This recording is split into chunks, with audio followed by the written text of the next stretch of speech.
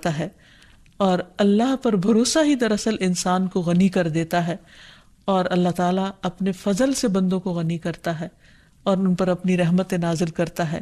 قرآن مجید میں آتا ہے وَأَنَّهُ هُوَ أَغْنَى وَأَقْنَى، وہی تو ہے جس نے غنی کیا اور دولت عطا کی۔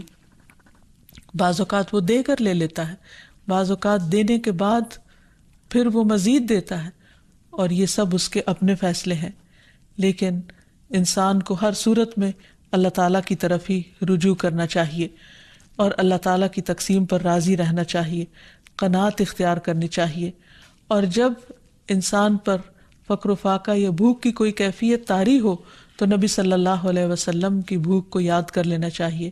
یہ حدیث یاد رہے کہ رسول اللہ صلی اللہ علیہ وسلم اس دنیا سے رخصت ہو گئے اور آپ نے کبھی جو کی روٹی بھی آسودہ ہو کر نہیں کھائی۔ ایک اور روایت میں آتا ہے کہ رسول اللہ صلی اللہ علیہ وسلم بعض اوقات سارا دن بھوک کی وجہ سے بے قرار رہتے تھے، اور آپ کوئی خراب کھجور تک گھر میں نہیں پاتے تھے کہ جس سے آپ اپنا پیٹ بھر لیں، حالانکہ آپ اللہ کے محبوب تھے۔ تو اس سے یہ پتہ چلتا ہے کہ ضروری نہیں کہ جو شخص فقر و فاقہ کا شکار ہو جائے اللہ تعالیٰ اس پر ناراض ہی ہو۔ بعض اوقات اللہ تعالیٰ اپنے پیارے بندوں کو آزماتا ہے، انہیں مختلف طرح کے امتحانوں میں ڈالتا ہے تاکہ انہیں اور زیادہ اپنا مقرب بنا لے۔